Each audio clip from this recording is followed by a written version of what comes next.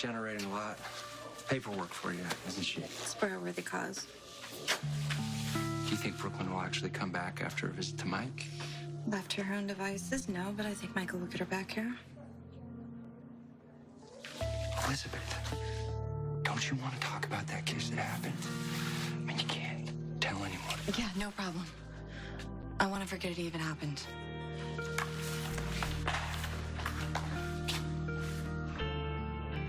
Well, my mother hurt a lot of people, Franco. The two of us included.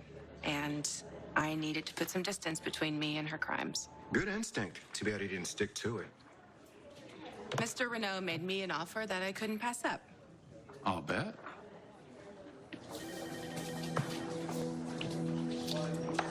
So, the last time you were in town, you and I, we bonded over your mother's arrest.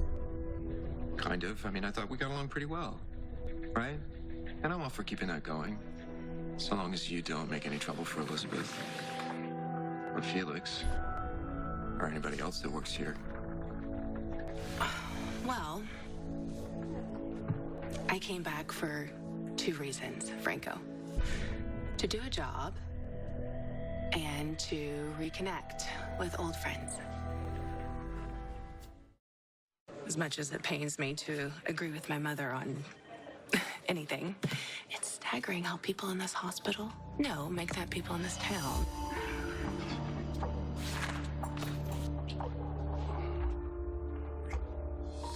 Brad and I have a very open friendship. He tells me everything.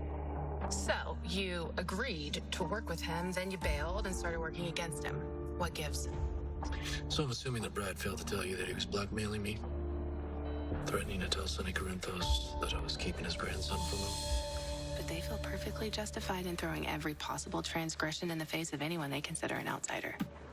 Oh, believe me, I've had every transgression of my life thrown in my face. It doesn't give me a right to be a bully with the people that I work with. It doesn't give you the right either. Franco, what's going on here? I don't know, I'm just trying to lay down the law with our new chief of staff. Chief of staff, really? Oh, look. Prince Cassadine, the guy who faked his own death twice. I'm sorry, Franco, where were we? Yes, that's right. I was trying to remember what you have to do at the hospital. I run the art therapy program, have done for a few years now. Art therapy? Mm-hmm. Right. I was just reviewing the operational budget with the board this morning, and they gave me the go-ahead to downsize or discontinue any non-essential programs.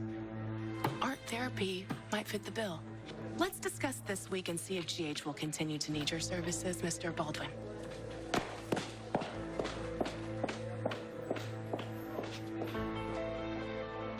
Julian Jerome. I was wondering how long it would take for us to run into each other. What just happened? It's nothing you did. My hours got cut back, Epiphany was demoted and moved to administration. That's absurd.